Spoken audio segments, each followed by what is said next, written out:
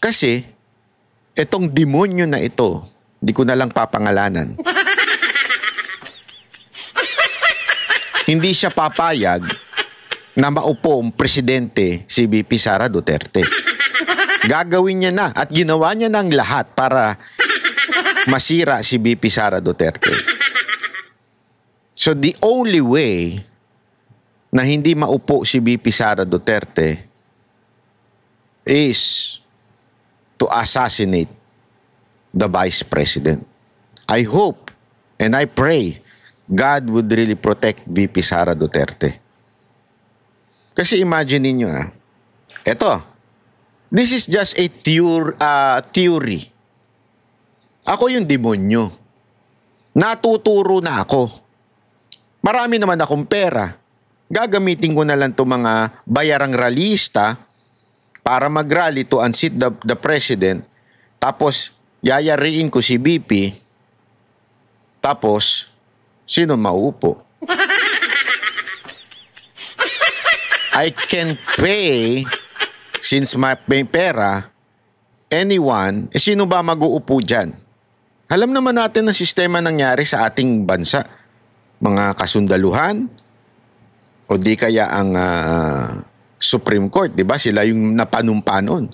I can pay billions. Billions na ang usapan dito, hindi millions, billions. To sit someone that I want. How to replace the president, the vice president, they can do it. They have the money, they have the power, they have the support of the West. Kaya nakakatakot to, mga kababayan. Pag-usapan natin itong issue po na kung saan pinangalanan na sa wakas ay pambihirang buhay. Ang tagal! Ang tagal na natin itong inaantay, di ba? Kasi alam nyo, ilang beses na natin pong sinasabi na itong si Magalong, tila ang daming alam mo, minsan naiirita na ako dun sa mga... Hindi ko kay Magalong ako naiirita. Naiirita lang ako dun. Meron kasi ako nabasa. Isa na namang post ng isang journalist, vlogger, radio announcer na mamaya may pasabog ako. Tanginang yan shit. Hindi ko pa sabihin. Hindi kayo nabibuisit pag yung mga jowa ninyo tsaka yung mga asawa ninyo, di kaya yung mga kaibigan ninyo may ganyan. Mamaya may sasabihin ako sa'yo matindi, grabe. I mean, kung gusto mo sabihin mo na kagad, di ba? Hindi yung, mamaya sasabihin ko sa'yo, may matindi ko sasabihin sa'yo, grabe ito, grabe. Anak ng weteng. Wag mo nang pasakalihan, di ba? I mean, ang dami mo pang intro Ano ka? Ang dami mong para bagang si Dolphy ka ba? Tsaka yung gitarista ni Dolphy? Sumalangit nawa. Hindi, di ba? Yung gitarista ni Dolphy, alam niyo yung pelikula dati na ang daming intro, ang tagal. Ang daming ganun Kung may sasabihin ka, sabihin mo na. Kung wala ka ba sasabihin, shut up ka na lang. Di ba?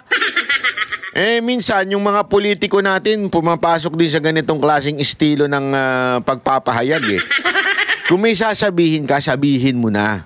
Kung wala ka munang sasabihin, shut up ka na lang muna. Tama, mali. Finally, ito po si Magalong nagsalita na, di ba? Finally, nagsalita na rin po ito si Magalong at meron na po siyang binitawang pahayag na kung saan talagang sinabi na niya kung sino ang dapat managot, okay? Sa issue ng mga flood control project. Ayan ang ipag-uusapan natin. At ayan nga po yung sinabi niyang walang iba kung hindi po si... naku, kailangan pa ba natin yan? Nauna na iba Nauna na Wala na, tapos na. Yung excitement. Hindi, totoo naman, ladies and gentlemen, nauna na, nasabi na nung iba na walang iba kung hindi si, di umano, allegedly, si Speaker Romualdez at saka si Zaldico ang talagang punot dulo nitong korupsyon pagdating sa mga budget natin. Hindi lang ho sa flood control. Yan po sinabi ni VP Sara Duterte. Sinigundahan naman ni Tiangco yung kay Zaldico. Hindi yung kay Romualdez, ha. At ito namang si Diskaya, siya mismo nagsabi bilang witness. Mismong narinig niya sa mga congressman na humihingi sa kanya na ito'y para kay Speaker Romualdez, ito ay para kay Zaldico. So, sinabi na nila. Okay, ngayon, eto ngayon si Magalong, nagsalita na rin. Okay, finally. Ito, pasok. Marami sa kanila involved. No? Walang kaduda-duda yan. Ito nga, hirap na hirap silang banggitin pa yung... Finally, tinanong, di ba? Walang kaduda-duda yan. Kasi tinanong kung yung mga congressman ba ay, o mga mambabatas ba ay involved. Ang sagot niya, walang kaduda-duda yan. At ito nga, ayaw pa nilang banggitin yung kanilang mastermind. Sa mga mastermind nila dyan, si Zaldico, hirap na hirap pa silang banggitin. Si Zaldico, di ba? Hello, Zaldico. How are you? I miss you. Kamusta ka na? Sabi ko sa'yo kinantil mo yung anak ni Lord. Hindi, alam mo, hindi po ako nagmamalaki na mga ganito nangyayari Ayoko po kasi as much as possible, ayokong sabihin karma ito, ayokong sanang sabihin na kagagawan mo ito. Pero gayon pa man, sabi ko nga sa inyo, ang salita ng Diyos ay mananatili yan sa puso ng bawat isa. Ano yon, mga ladies and gentlemen? Sabi doon, lahat ng nakatatago, all that it is hidden shall be revealed. Yan ang dyan. Ibig sabihin, lahat daw ng, sa Tagalog, lahat ng sikreto, di ba, ay lalabas at mabubunyag. It will come to the light eventually. Kaya nga, alam nyo, ladies and gentlemen, hindi porket walang nakakita ngayon, o di kaya walang nakaalam ng ginagawa mong kasalanan o kawalang yan, lalong-lalo na sa bayan, na ang inaapi mo ay hindi lang naman iisang tao o hindi napakaraming tao at ang apektado dito ay hindi lamang iisang buhay. Ito'y kumikitil ng buhay ng mamamayang Pilipino. Lalabas yan at lalabas. Bakit?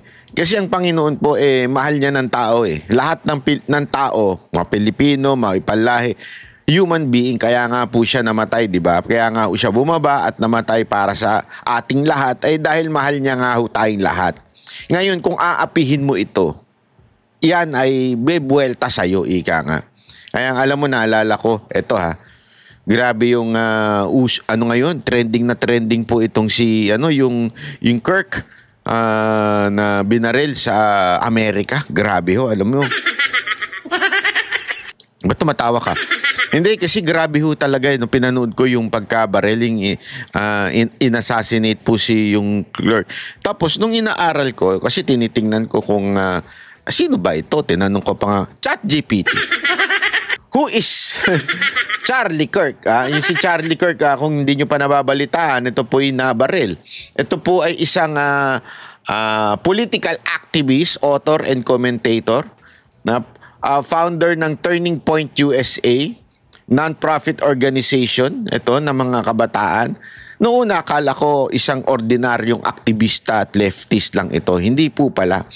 Sa po pala ipinapasok niya ho ang salita ng Diyos sa sa bayan, tungkol sa bayan. Although ito ay sabi nila close daw kay Republican president na si Trump.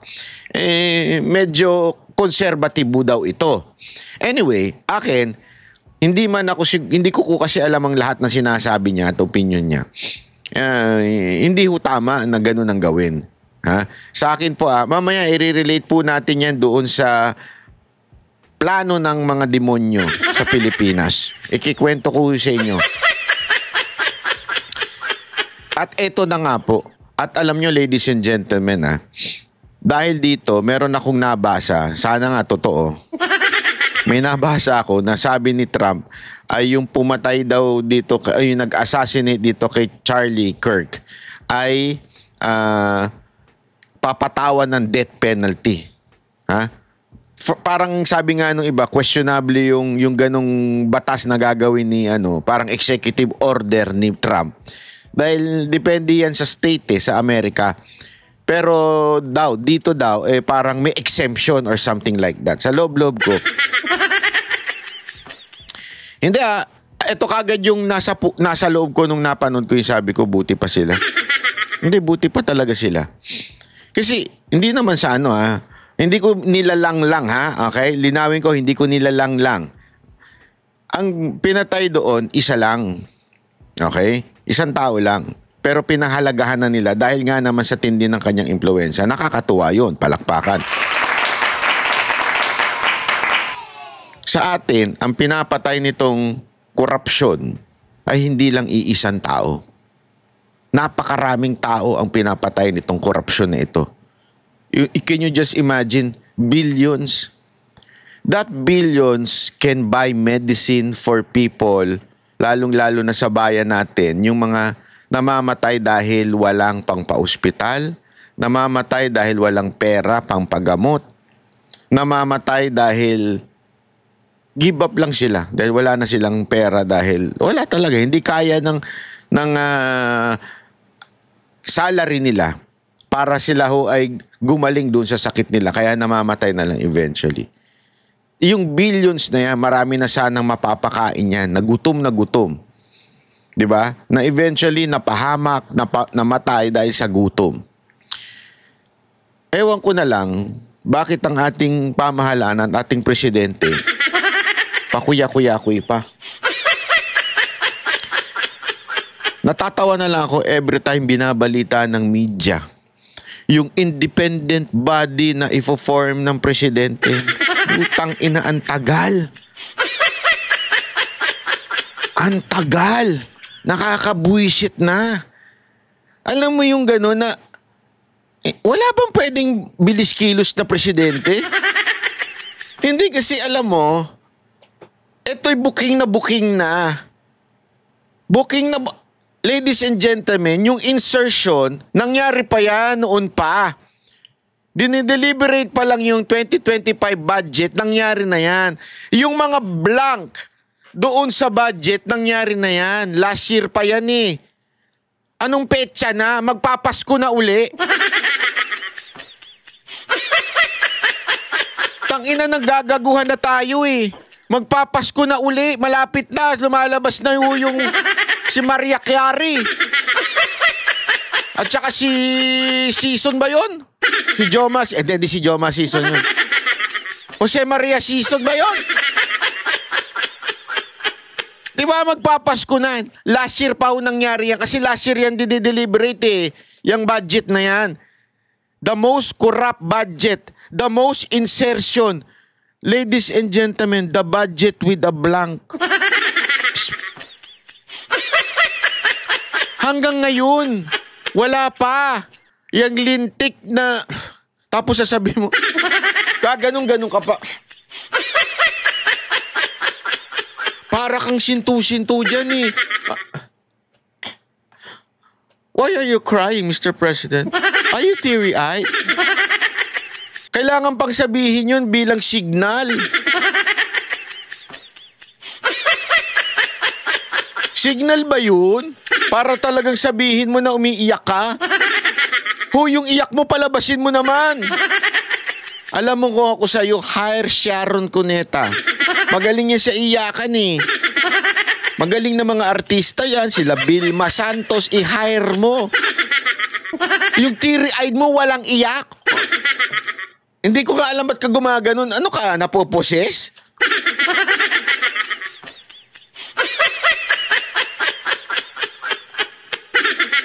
Tama na yung drama mo, Mr. President. Ano ka? Ayusin mo yan. Ito na lahat na ng tao eh. Inunahan ka pa ni Diskaya. Inunahan ka pa ni Magalong. Bumaba ka na kaya? Mag-resign ka na lang kaya? Ala si Baguio City Mayor Benjamin Magalong na may mga mambabatas na sangkot sa sindikato na nasa likod ng katiwalian sa flood control projects. Isang palaisipan din para sa alkalde kung bakit hindi maituro na isa sa personalidad na sangkot sa anomalya. Ay, wait lang. Caption this. Pwede ba? Lagyan nyo yung caption nyo. Magandang itsura yan. Yun. Lagay mo sa baba yung caption nyo. Tangin ng pagmumukha yan, di mo mapapagkatiwalaan, no? Ayan. Oh, sumama pa yung isa.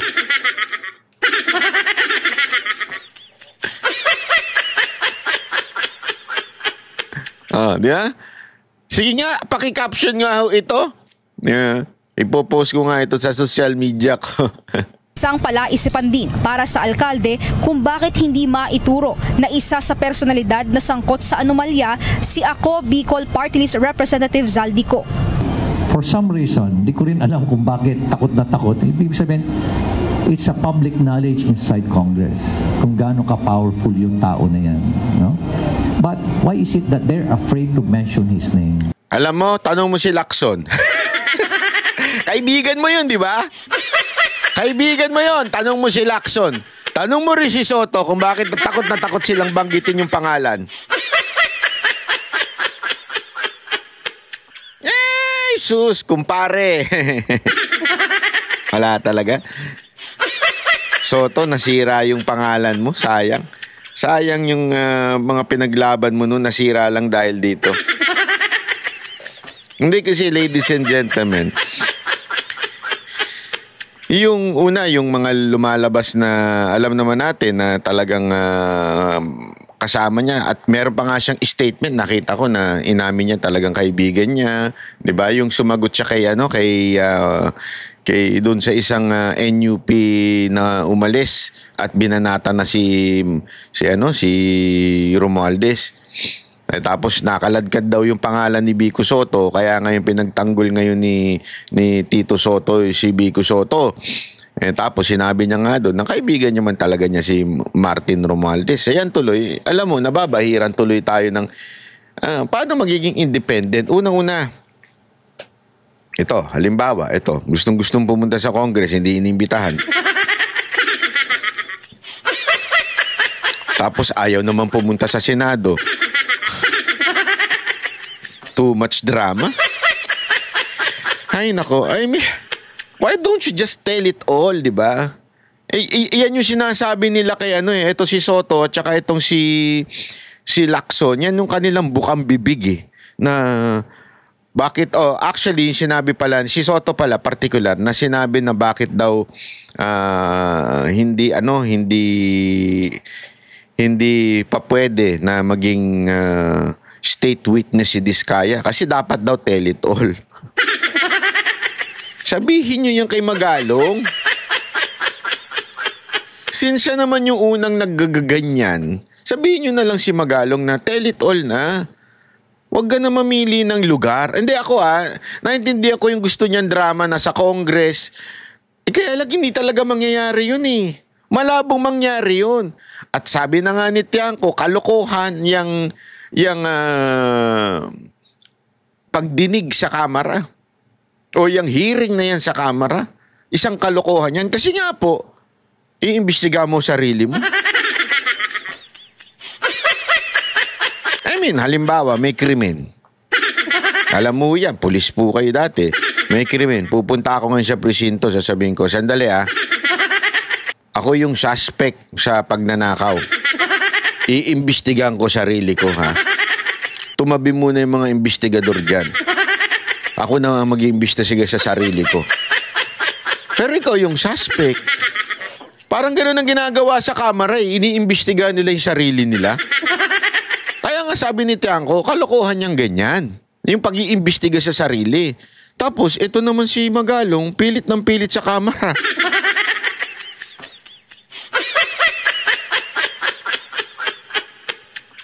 Hindi, sana lang, ano mo na sa Senate. Inunahan ka pa ng iba eh. Alam ko na patutunguhan ito. Eto parte ito ng mga plano eh. Alam nyo, there is a great, big conspiracy na nangyayari ngayon sa ating bayan. Malungkot man unawain at intindihin, marami ang nagagamit dito sa conspiracy na ito. Alam na natin kung sino ang punot dulo. Alam na natin sa puso natin kung sino talaga ang pinaka-corrupt na opisyal. Alam na natin yan. Pero ngayon, tila nililihis kung kani-kanino, kung sino-sino. Nabuking na nung una, binubuking na ng paulit-ulit ng iba't ibang opisyal ng gobyerno. Ngayon, binago ang kwento ng script ng Kamara. Tila sa pagpapalit ng leadership sa Senado, tila yung script na yon ay pinipick up na, sinasakyan na ngayon ng Senado.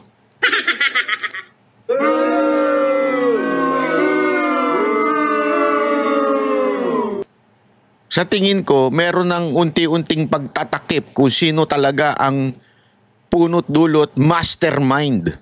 Sabi nga, di ba ni Magalong, mastermind si Zaldico. Tama, mali? Oh. Pero, meron pang mas mastermind.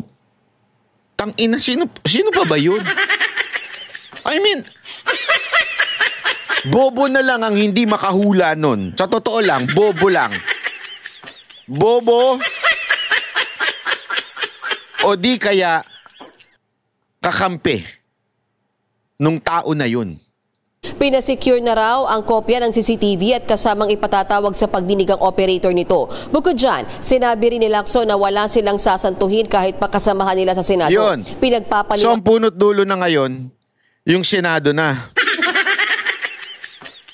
Now you understand kung bakit nagkaroon ng change in leadership. Ha? Now you understand kung bakit nagkaroon ng pagbabago ng leadership. Kasi magbabago na ang direction. Gago! Alam nyo, eto ha, sabi ko nga sa inyo there is a big conspiracy na pagtatakip na sa isang malaking nabuking. Alam naman natin na nabuking itong, kasi ganito nangyari dyan. Sa tingin ko, ito yung may opinion. At ito rin yung conspiracy na nangyayari sa ating bayan.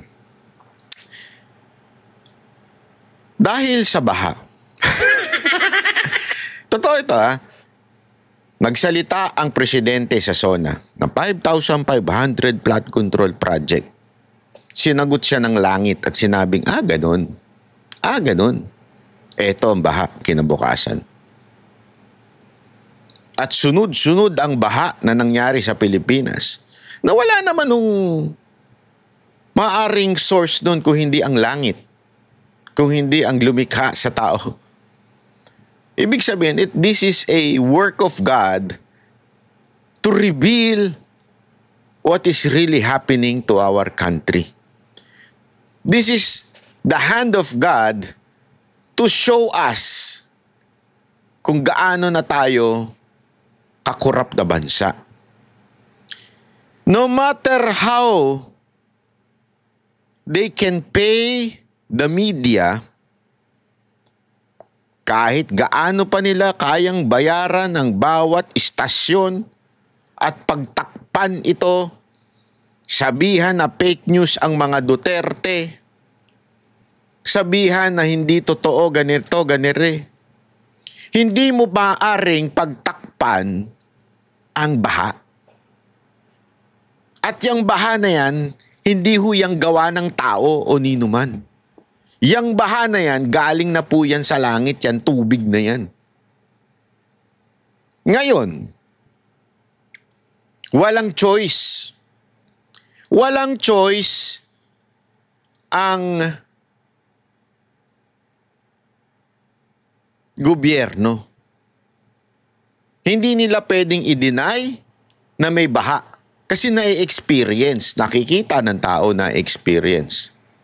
Ngayon, paano nila susolusyonan ito? Alam mo, ako personal, may alam ako na they hired a PR to handle this. They did. And I think, kasi itong PR na to, hindi ko na lang babanggitin, pero meron akong knowledge dito sa PR na to. Magaling ito gumanon eh. Ginanon nila. Alam nilang may baha, may problema. Gawin natin, ilabas natin yung sarili natin at sisihin natin yung ibang tao. So ganun ang ginawa ni Marcos, di ba? Mahiya naman kayo. Utang ina, palakpakan yung mga hindot. Ganyan. So as if Marcos would be the hero dahil pinansin niya o initiate niya yung panawagan ng korupsyon sa flood control o sa mga proyektong ghost. Parang ang dating, wala akong kasalanan, kayo ang may kasalanan. Di ba? Ang tanong, ito problema.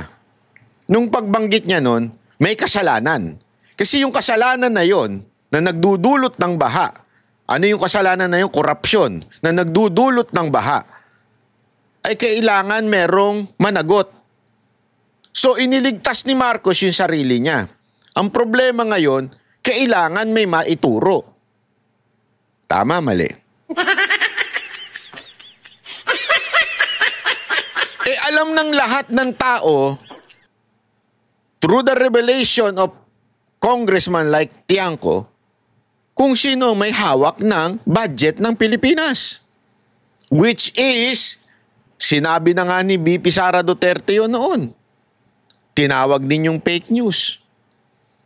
Ngayon, bakit hindi nyo tawagin si Tiangco fake news?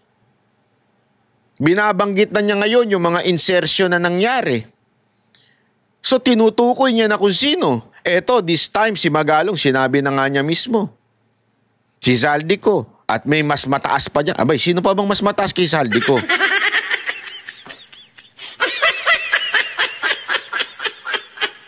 Diba? Hindi naman na dating kailangan. Ikaw din pala eh. You're afraid to mention the name that should not be mentioned. So ngayon, tumatama ngayon, walang iba kung hindi kay Romualdez at kay Zaldico. Yung pahayag ni Marcos. Ang problema, paano ngayon iikot yun? Eto na. Dito na gumagalaw na naman yung teorya na kailangan may baling sa iba. Sino ang babalingan ngayon? Lahat ng kalaban sa politika.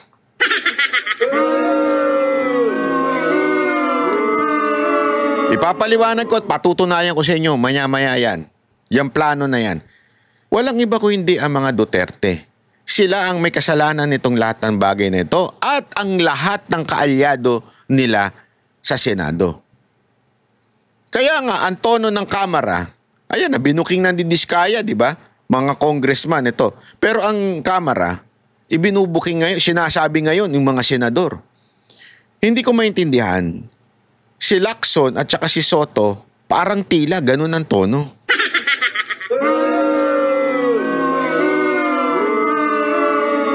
Alam naman natin yung mga pumapalag lang dyan, yung minority.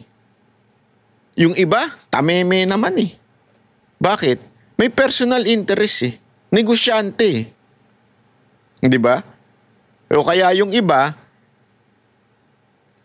talagang gusto lang sa posisyon, ayaw maalis. Mahirap kumontra at mahirap lumaban sa presidente. So tila, yung Senado, babanatan ng sarili nila. Kesyo ang dating pa, wala kaming sasantuhin. Hindi yun eh. It's really obvious na sinasakyan na ninyo yung script ng Kamara para maiwas doon sa mastermind. O mamaya, meron ako at meron pa silang ginagawa na matindi ngayon. Sinabi kagad sa akin ni Ping, tell all ba yan? Yan pala yung tell-all na yan. Si Ping ang nagsabi. Di ba? Kung tell all Kasi yan, dapat Good nga, question. oo, pwede. iba buo. Pag-usapan natin. Pero ano sinabi? Puro congressman ang binanggit eh. Saka meron pang mga nagke-question doon sa mga binanggit na mga pangalan na tao. So, hindi ko pinirma. So sa tono na yan, halatang parang sinasabi niya, puro congressman ang binanggit eh. So kailangan talaga may banggitin na senador. Naku.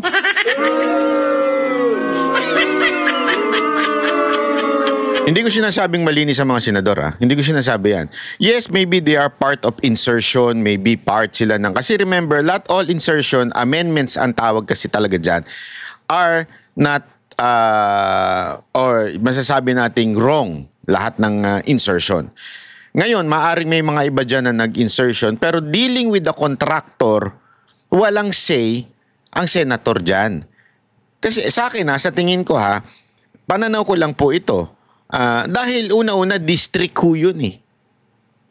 Unless that particular senator, close niya yung congressman na may hawak ng distrito na yun.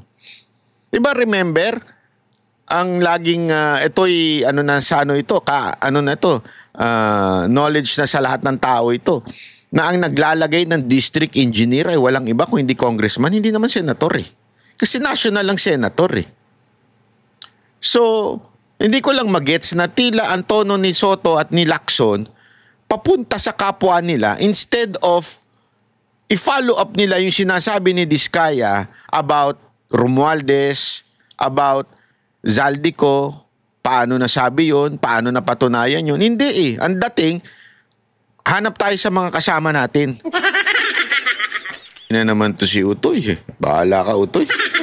Anyway, ito lang masasabi natin dyan, It's really obvious kung ano yung pinalalabas nila. Ano yun? Tama na si Diskaya. Ending na si Diskaya. Kung sino man ang sumunod kay Diskaya in naming the God. The gods pala, dalawa yun eh. Malilintikan. Ganun lang kasimple.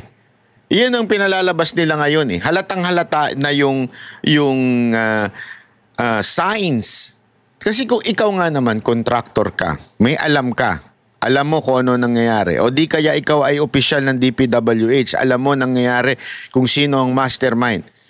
Papangalanan mo pa ba? Kita mo nga ang inaabot ni Diskaya ang pagbabatikos, inaabot ni Diskaya after saying the truth. Tingnan mo inaabot ni Diskaya. Would you do the same thing na ginawa ni Diskaya? No, of course not. Ayoko, I will play safe. Tandaan ninyo, walang morality to mga hayop na to. Hindi, that's the truth. Pagbalik-balik ta rin mo, mga kababayan, magpapatalo ka ng bilyon sa casino, wala kang moral. Bilyon hindi ho milyon. Alam nyo ba gaano kalaki ang bilyon? Grabe ho, sabi nga doon 5 feet by 5 feet daw, tapos 4 ang height. Ganong kadami ang bilyon. Kaya mong ipatalo yun. May konsensya ka pa ba? Meron ka ba bang moral nun? Wala na. So ano ibig ko sabihin? Why would you say the name that cannot be mentioned? Anong purpose mo? Para sa bayan? Hindi. I don't think you would do that. Second, kita mo inaabot ni Diskaya ngayon. Kesa na sila ay sana suportahan ng Senado, wala. Dinidiscourage pa nito ni Lacson at saka nito ni Soto. Oo, kunwari, objective, pero obvious naman yung pagiging pagdi-discourage nila ni Soto at saka ni Lacson dito kay Diskaya. So gagawin mo pa ba na sabihin ang alam mo? Hindi na. Malilintikan ka eh. Di ba? Simple lang eh. Kaya nga alam nyo, mga kababayan, ito yung sinasabi ko sa inyo, napupunta na tayo doon sa pinaka sa tingin ko nagiging grand plan. Pero iba ang takbo ng Senado ngayon. Di ba? Kaya ka magtataka. Alam nyo kung bakit? Ito ang dahilan. Ito. Papakita ko sa inyo. Ito ang dahilan. Yan. Hindi po ako nagsabi niyan, DWIC para malinaw. PBBM, duda sa aligasyon ng mga diskaya laban kay Speaker Romualdez. Di ba? Diyan pa lang, kitang-kita mo na anong klaseng conspiracy na o masasabi nating teorya na nangyayari ngayon. Babalik ko kayo doon sa kwento ko na nagsalita si Bongbong Marcos at sinabi niya, mahiya naman kayo, walang niya kayo, ganyan-ganyan, di ba? Flood control project, di ba? Kasi nanggaling yan doon sa una, pinagmalaki ko, ako ay merong 5,500 na flood control. Kinabukasan, binagyo, nag-flood, tapos sunod-sunod na. So buong taon, sunod-sunod na kapalpakan sa budget, sa mga ghost project. Wala nang choice si Marcos kung hindi iibaling sa iba, isisi. Nung nagsalita siya, mga walang niya naman kayo, bla bla bla bla bla. Ang problema, yung totoo, yung katotohanan lumalabas. Di ba? Ano yung lumalabas? Ayan na nga, sila Diskaya, etong batang tong congressman na ito, si Magalong, sinasabi nila kung sino talaga ang may reason. Ngayon, kailangan ng kabigin. Parang palpak na naman si Marcos doon. Sabi niya, palpak na naman ako dito Mali na naman Kasi nga sabi ko nga sa inyo, ang tae, kahit ilagay mo sa supot yan, itago mo yan sa ilalim ng kama mo, mangangamoy at mangangamoy yan. Ang kasalanan, hindi, lalabas at lalabas yan. Bakit? Nasusulat yan di ba? Nasusulat yan lahat ng sikreto lalabas, lahat ng baho lalabas. It will be eventually mapapakita sa liwanag. Yan ang nangyayari. Kahit anong pagtatakip, tingnan nyo, sinusubukan niyang takpan yung sarili niya na isinisi niya sa tao. Bumuebuelta Sino may kasalanan? Yung pinsan niya. Sinong nagkukonsinti sa pinsan niya? Siya. Naku, patay tayo dyan. So, paano gagawin natin ngayon? Ibaling natin sa iba. Sino ang perfect target? Ang mga Duterte. Sino ang perfect na kakuntsaba ng mga Duterte? Ang mga senador na kumampi kay Inday Sara. Gago! Perfect target yun Di ba? Basahin natin yung article na to Papakita ko sa inyo itong article na to. Kung ano yung sinabi dito ng DWIC. Maganda yung sinabi dito. Ayan Ito yan DWIC yan Duda si Pangulong Marcos sa aligasyon ng mga diskaya na sangkot si Speaker Romualdez. Ito'y ayon kay Pangulong Marcos dahil maraming nabibiktima ng name dropping. Name dropping kaagad. Yeah? Ayon sa punong ehekutibo, dapat mag-ingat ang mga tao at huwag masyadong gullible o madaling mapaniwala. Gayunpaman, sinabi ng presidente na titignan ng bagay nito para malaman kung may sapat na basihan ng pagdawit sa speaker. Ito tingnan nyo yung last.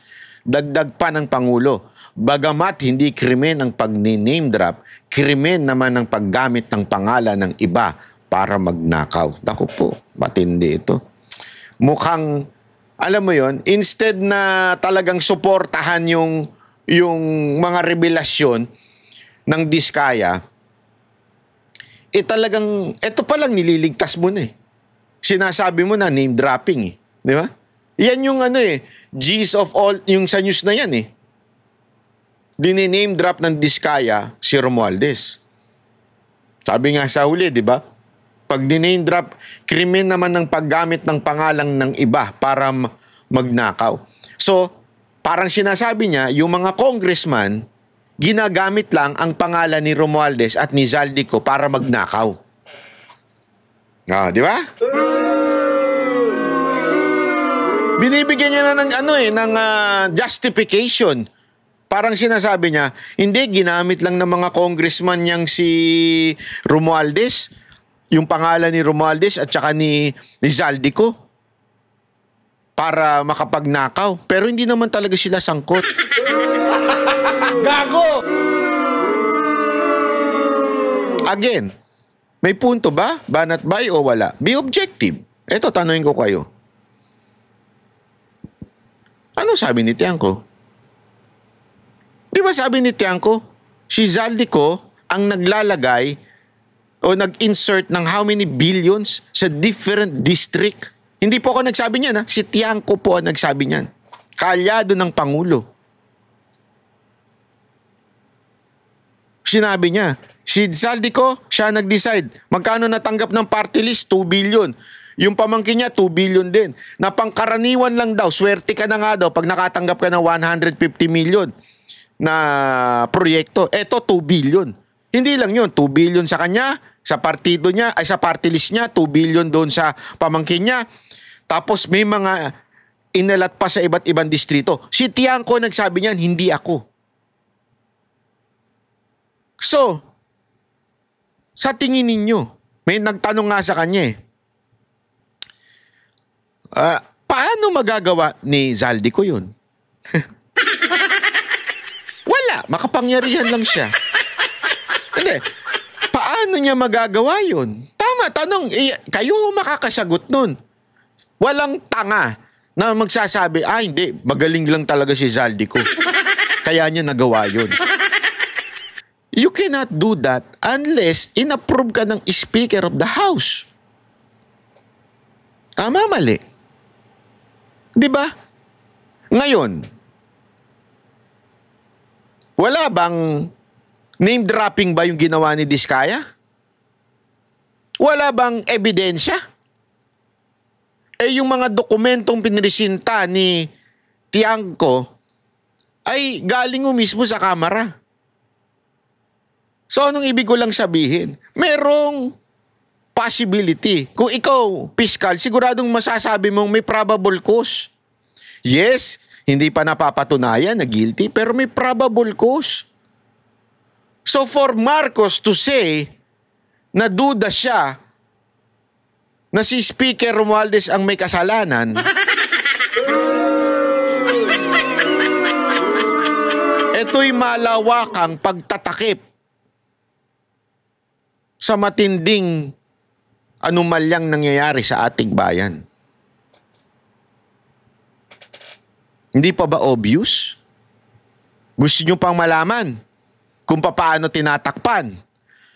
Diba? Again, sinasabi ko, balik tayo sa kwento natin. Lagi ko kayo babalik para maintindihan ninyo yung grand conspiracy sa nangyayari ngayon. Nagsalita ang Pangulo, pinagmalaki niya, may 5,500 flood control. Kinabukasan, binagyo, binaha. Buong taon, binagyo, binaha. Buong taon, na booking ang budget. Pangatlong zona, sinabi niya, ito, walang niya kayo, ganyan, kayo may kasalanan, bla bla bla, para iiwas yung sarili, para manisin ng iba. Ang problema, naengganyo tuloy yung mga tao magsalita. At na-booking eventually na si Zaldico daw di umano at saka si Romualdez di umano ang may kasalanan nitong lahat ng nangyayari na ito. Di ba? So ngayon, kailangan bawiin, kailangan kabigin. So nagpa-interview si Marcos at sinabi niya yan. Okay? Hindi. Kasi alam nyo bakit ko ito pinakita? Alam naman natin kung paano ginamit ng matindi ang mga makakaliwa nitong nakaraang panahon ni Romualdez. Alam mo natin yan. Talagang they were weaponized. Although, sabi ko nga sa inyo, ito mga makakaliwa na ito po ay mga tawag dito, mga traidor. Okay? Pero gayunpaman, napaka-obvious. Etong nangyayari na to ay ewan ko kung inutusan sila o may kumpas ng kamera. Kasi, papakita ko sa inyo ayan po yung parte nun. Kita ninyo? Yung mga nasa picture? Sino yan? Diskaya, BP Sara, yung isang, kita niyo ito isa? Yung isang engineer, yung district engineer, tapos si Pulong. Di ba? Ang alam ko, congressman. Di ba? Ang binanggit si Zaldico tsaka si Romualdez. Bakit yung Duterte nandyan? That's why I think this is part of that grand plan na iiwas kay Martin Romualdez at kay Zaldico ang investigasyon at ipunta sa mga Duterte. Kasi alam nila naggalit na ang taong bayan. Alam nila naggalit na ang taong bayan, nakikita pa yung nangyayari sa Indonesia, nangyayari sa Nepal. Alam nilang konti na lang, sasabog na ang galit ng taong bayan sa Pilipinas. Kaya, paano nila ito kokontrahin? Weaponize yung certain group na mahilig mag-rally.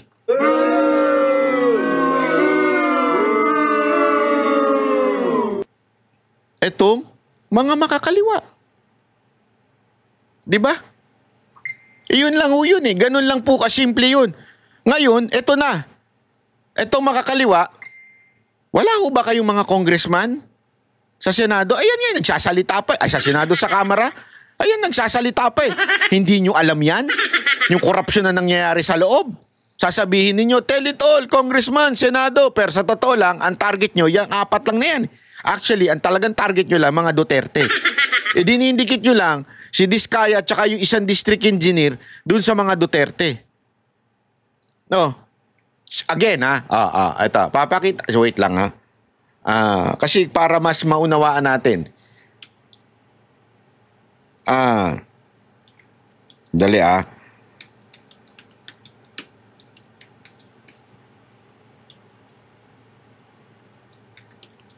Kasi mas tandaan ninyo, ito mga makakaliwa ito, ha? Nga? Okay? Makakaliwa ito. Merong alitan dating anak bayan at yung akbayan. Hindi yan magkakasundo. Sabi nga nito, sabi ni Ka Eric, yung akbayan, mga hilaw na komunista, something like that. I forgot kung anong exact term na ginamit niya. Parang breakaway group yan with the left. With the alam natin, CPP, NPA, NDF. Di ba? Pero, ladies and gentlemen, akbayan yan, ha? Namumuno dyan. Sandali. Yung kanilang membro ba, nasaan? Remember, si Risa Ontiveros, isa sa mga kanilang tinuturing na pinuno, ay nasa majority block na Senate. May posisyon pa dun. Ano ang ibig sabihin ng majority block? Partido ng presidente yun. Ibig sabihin na doon ka sa kampo ng presidente ni Marcos.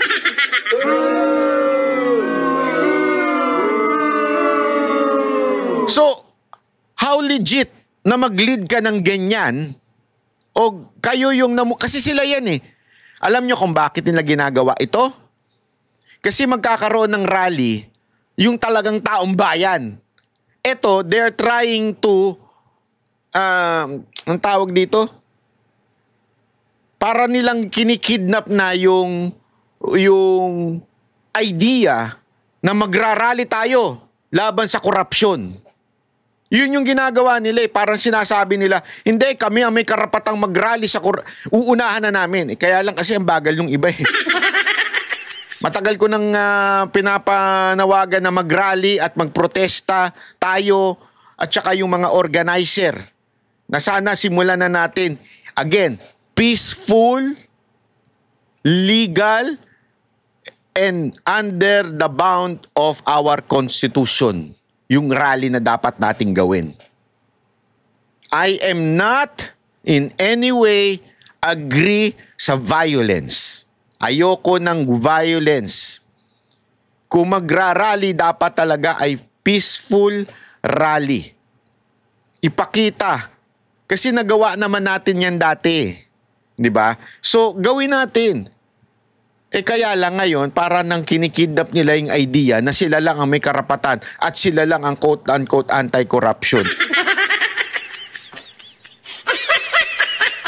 In the first place, di ba? Si Risa, malinis ba? Di ba na-involved din siya sa di umano mga alleged issues? Pangalawa, iyang mga congressman ba ninyo sa loob Nagsalita ba kayo ng laban kay Zaldico o kaya kay Speaker? Hindi. So you do not have the moral authority to be there. Sino lang ang target nyo? Duterte. Mga hindot kayo. Mantakin mo ang pinangalanan na yung dalawang leader ninyo. Ngayon, ang pupuntirehin nyo lang, ang nakalagay lang dyan, Duterte. Akala ko ba, ito lahat, sasabihin ninyo. Ba't hindi nyo, sige, huwag tayo maglagay ng kulay. Lahat ilagay nyo dyan. Isama nyo si Martin. Asan si Marcos dyan? Dati-rati pag nagrarally kayo, ang presidente sinusunog ninyo. Dati rally, lumalaban kayo sa presidente. Ngayon, sino nakalaban nyo? Yung kalaban ng presidente. First time in the history yan, yung mga ulol na mga aktivista na yan, yung mga makakaliwa na yan, laging kalaban yan yung nakaupong gobyerno. For the first time, ang hanggang ngayon, ang kinakalaban nila yung wala na sa gobyerno. Gago! Alam mo kung bakit? Alam nila kasi magiging presidente na si VP Sara Duterte. Alam nila yan. Alam nilang magiging presidente na at ayaw nila yan kasi yung kalokohan nila hindi papayagan ni VP Sara Duterte. Itong nakita niyo itong post ni Madam Lorraine na sinare ni Kifi. Ito po ay ang kanilang pag wala na talagang resort na mangyayari, halimbawa masisi na talaga yung kanilang pinuno, tamaan na. Kasi ganito, ikikwento ko lang sa inyo. Kung sakaling lumaki ang mga pagtitipon, kung sakaling magkaroon ng pagpapalit ng presidente, ang makikinabang walang iba kung hindi si VP Sara Duterte. Tama, mali.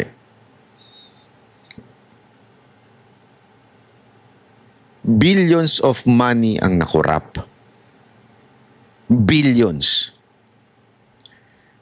Alam naman natin ang mga rallyista, lalo na yung mga makakaliwa na yan, nababayaran ng mga leaders niyan.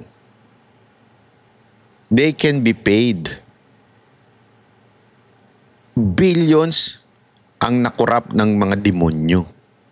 Pwede silang magbayad ng billions sa mga leader to create chaos in our country and remove the president. They can do that. The problem is the sitting vice president is a Duterte. So therefore, ayaw nila nun. Kasi, itong demonyo na ito, di ko na lang papangalanan. Hindi siya papayag na maupo ang presidente si VP Sara Duterte. Gagawin niya na at ginawa niya ng lahat para masira si VP Sara Duterte. So the only way na hindi maupo si VP Sara Duterte is to assassinate the vice president. I hope and I pray God would really protect VP Sara Duterte. Kasi imagine niyo this is just a theory. Ako yung demonyo. Natuturo na ako. Marami naman akong pera. Gagamitin ko na lang itong mga bayarang rallyista para mag-rally to unseat the president. Tapos, yayariin ko si BP. Tapos, sino mauupo? I can pay, since may pera, anyone, sino ba mag-uupo dyan? Alam naman natin ang sistema nangyari sa ating bansa. Mga kasundaluhan, o di kaya ang Supreme Court, di ba? Sila yung napanumpa noon. I can pay billions. Billions na eh. Ang usapan dito, hindi millions, billions. To sit someone that I want. Di ba? Plus, if I have the support of the West. Remember, galit ang West dito sa mga Duterte because of the foreign policy ng Duterte na hindi awayin ang China. Di ba? So, ibig sabihin, no, ladies and gentlemen, with all the instrument surrounding how to replace the president, the vice president, they can do it. They have the money, they have the power, they have the support of the West. Kaya nakakatakot to, mga kababayan. Kaya nga alam nyo, is this hopeless? I don't think so. Why? Because we have a God who sees everything. I know, it sounds, yun na lang ba talaga pag-asa natin? Yes. Yes, that's our, yan na lang pag-asa natin. Tandaan ninyo sa buhay, pag tayo may pinagdadaanan, dalawang bagay lang. Sa buhay ito, pag may dalawang bagay lang, para solusyonan ng problema sa buhay mo. Your way or God's way. Kaya nga, hindi ako pabor sa violence. We have to do it God's way. He has a way to reveal the truth. He can touch people's heart to change it and fight for our country. He can move people.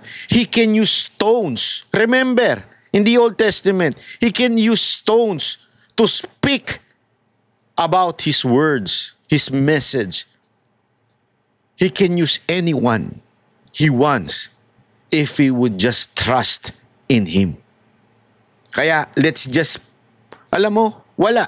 If we would just depend on human beings, we would get frustrated. Yan ang tandaan nyo.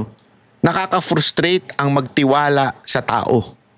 Nakaka-frustrate ang maniwala sa tao.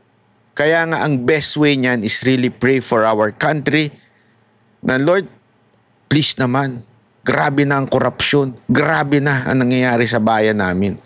Tulungan nyo naman kami. Yun lang yun. Ipanalangin natin ang ating Vice President na wala mangyari. Dahil hindi ho tama na may mangyari ho sa ating Vice President. At sana kung magkaroon man ng pagpapalit ng gobyerno, protect everyone. Yun lang sa akin. Ako, sabi ko nga sa inyo, legal and peaceful ang sanang mangyari sa ating bayan. Yun lang. Ako ayan. I always say that legal, peaceful ang mangyari sa ating bayan.